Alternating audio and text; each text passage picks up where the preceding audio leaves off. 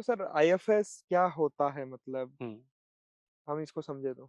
ठीक है। UPSC conduct करता है एक एग्जामिनेशन, सीएससी और आईएफएस दोनों का। मतलब ये आईएफएस इसे all India service. All India service में तीन आती है: IAS, Indian administrative service, Indian police service, Indian forest service. ये जी सर। तीनों ऑल इंडिया सर्विस होती है। ठीक है, एक प्रोसेस बताता हूँ इसमें क्या होता है। चलिए, ये इंडियन फॉरेस्ट सर्विस में क्या होता है: कंजर्वेशन ऑफ फॉरेस्ट, फिर प्रोटेक्शन ऑफ एनिमल्स हो गया, फिर ट्राइबल्स के लिए जो उनका राइट्स प्रोटेक्ट करने के लिए बहुत हेल्पफुल रहते हैं। ये स्मगलिंग वगैरह, ये फॉरेस्ट प्रोडक्ट्स होती है उसको स्मगलिंग वगैरह या मिसयूज वगैरह नहीं करने, अनसस्टेनेबल यूज वगैरह नहीं करने के लिए ये सर्विस बहुत ज्यादा ये है, हेल्प जी करता सर। है। ठीक है, एक एक है ये यूपीएससी जो कंडक्ट करता है एग्जामिनेशन। इसमें तीन स्टेजेस होती है: प्रीलिम्स, मेंस और इंटरव्यू। जी सर। प्रीलिम्स के लिए क्या कह रहा हूँ मैं, सीएससी मतलब सिविल सर्विस एग्जामिनेशन, उसमें आती है Indian administrative service, Indian police service, Indian revenue service और इंडियन डिफेंस एडमिनिस्ट्रेटिव सर्विस। ऐसे मतलब उसमें अकाउंट्स बहुत बहुत बहुत कैटेगरी ज्यादा है। है। हाँ सर। ठीक है, उसके लिए सबके लिए प्रीलिम्स एकदम सेम है, सेम है। नॉर्मल है। जी सर। इंडियन फॉरेस्ट सर्विस के लिए थोड़ा सा कट ऑफ ज्यादा लेना होता है। फॉर एग्जाम्पल, लास्ट ईयर मान लो 80 होगा cut off hmm, for CSC, मतलब हुँ, सिविल सर्विस एग्जामिनेशन। हुँ। इंडियन फॉरेस्ट सर्विस के लिए 100 नंबर लाना होगा जीएस फर्स्ट पेपर में। एक्स्ट्रा 20 मार्क्स या 30 मार्क्स आप लोगे तभी तो क्वालिफाई करोगे आप इंडियन फॉरेस्ट सर्विस के लिए, क्योंकि ये बहुत टेक्निकल सर्विस है। They expect more technicality in the knowledge of students. तो उसके बाद आती है सीएससी का मेंस।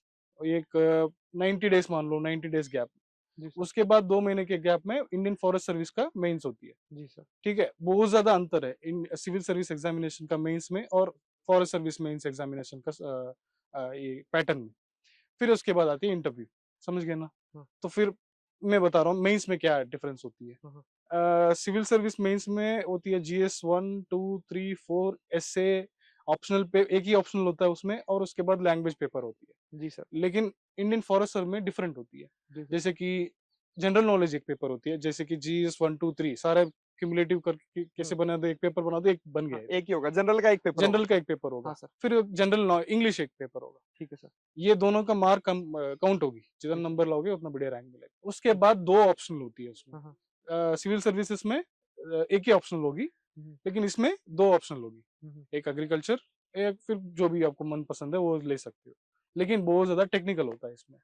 सर जैसे कि आपने कंप्लीट इसका प्रोसेस बताया, हम्म। जैसे मैं एक मेरा क्वेश्चन है सर, प्रीलिम्स की कट ऑफ जो है, हम्म। वो फॉरेस्ट सर्विस के लिए ज़्यादा क्यों रहती है मतलब? वही है, मैं कह रहा था कि ये टेक्निकल सर्विस होती है। तो ये नंबर ऑफ सीट के अकॉर्डिंग डिसाइड नहीं होता नहीं मतलब नहीं कट ऑफ? नहीं नहीं नहीं नहीं, ऐसा ऑलरेडी मतलब जैसे नहीं। हर साल का ये पैटर्न है कि हाँ। जितनी हमारी जो आप बोल रहे हो आईएएस, आईपीएस के लिए जो मोस्टली कट ऑफ हाँ। रहती है, हम्म। उससे आईएफएस के लिए कट ऑफ 20 मार्क्स ज़्यादा ज्यादा मानकर ही चलो। होता है, यस। यस। हाँ, मान के ही चलो।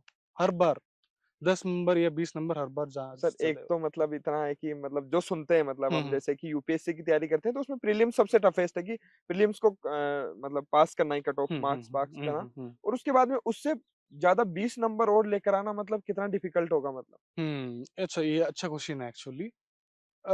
मैं कहूंगा कि कंपैरेटिवली मेंस और इंटरव्यू से ज्यादा प्रीलिम्स बहुत ज्यादा इजी है। बस इसका गेम समझना होती है, और ये गेम समझने में मुझे टाइम लगा। अ, खैर, मेरे को अपॉर्चुनिटी मिल गया आपके साथ, एक एक सेशन हो जाए तो मैं समझा दूंगा कैसे प्रीलिम्स को टैकल कर जी सकते सर। हैं। बहुत ज्यादा easiest section of UPSC examination is prelims. बहुत ज्यादा टॉपर्स मेरे साथ एग्री करेंगे ये चीज, क्योंकि मेरे सामने आंसर सारे। मेंस में नहीं होता मेरे सामने आंसर्स। इंटरव्यू में यस। बहुत ज्यादा पढ़ना पड़ता है, उसके लिए बहुत ज्यादा कैलिबर होना चाहिए, अच्छा बात करने, कम्युनिकेशन होना चाहिए। Yes sir. यहाँ नहीं है, आपको सामने आंसर्स है, बस उसको चूज करनी चाहिए। यस ये है सर। ना कि जी सर। एग्रीकल्चर वाले को बहुत ज्यादा एज मिल जाता है। पूछो कैसे। Yes sir.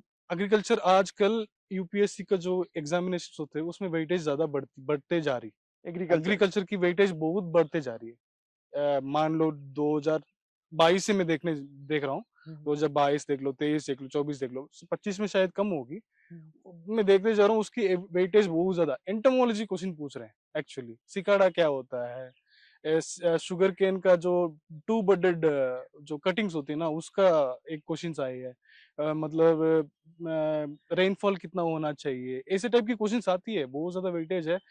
ये मेरे को 2024 में ये एग्रीकल्चर क्वेश्चंस है ना, हम्म, मुझे बहुत ज्यादा हेल्प किया कट ऑफ क्लियर करने में, है ना? जी सर। तो ये मैं कह रहा हूँ एग्रीकल्चर वाले को बहुत ज्यादा इजी है, ये इंजीनियरिंग वाले को बहुत ज्यादा इजी है, क्योंकि ये बहुत ज्यादा टेक्निकल एक्सपेक्ट करते हैं, हम लोग डिलीवर भी कर सकते हैं। साइंस, एग्रीकल्चर, एनवायरमेंटल साइंस, ये बहुत ज्यादा वेटेज देने लगे हैं, क्योंकि इंडियन फॉरेस्ट सर्विस का इम्पोर्टेंस बढ़ने लगा, तो इसलिए हमारे लिए इजी होगा और कट ऑफ करने, क्लियर करने में इजी है कंपेयर टू आर्ट्स वाले को। और यस। बहुत डाइवर्स है सर। हम अगर बात करें, हम अगर एग्रीकल्चर की भी बात करें, तो हमारे इतने सब्जेक्ट्स हैं। मतलब हम यस। एंटोमोलॉजी हो गया, पैथोलॉजी हमारा अलग है, प्लांट साइंस ग्रुप हमारा अलग है, yes. Agronomy, soil science, environmental science भी हम काफी हद तक कवर कर लेते हैं हमारे हम्म। यूजी के कोर्सेज में, हमारे हम्म। कोर्स होते हैं।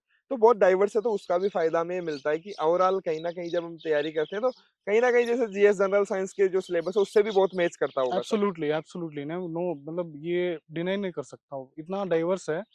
जैसे कि मान लो हमको, हमारे पास एक्सटेंशन है, इकोनॉमिक्स पढ़ते हैं, इकोनॉमिक्स वहाँ पे भी पढ़ते हैं, या वहाँ पढ़ते हैं एनवायरनमेंट, यहाँ भी पढ़ते हैं एग्रीकल्चर, इकोलॉजी, एनवायरनमेंट, है कि नहीं? फिर बिल्कुल उसके बाद जो भी रेनफॉल वेनफॉल पढ़ते हैं, जो भी सारे इधर आ जाता है, सब बिल्कुल। कुछ एक्स्ट्रा पढ़ने के लिए जरूरत ही नहीं है हमारे लिए। जी फूड टेक्नोलॉजी पढ़ लेते हैं हम, बिल्कुल। एनिमल हस्बेंड्री पढ़ लेते हैं, इंजीनियरिंग पढ़ लेते हैं, ये सारे इधर कहीं पे भी अप्लाई कर सकते हो, मतलब वेरी वेल, मतलब डाइवर्स है, इतना नॉलेज हम गेन कर लेते हैं, कहीं पे भी कुछ भी बात कर सकते हैं।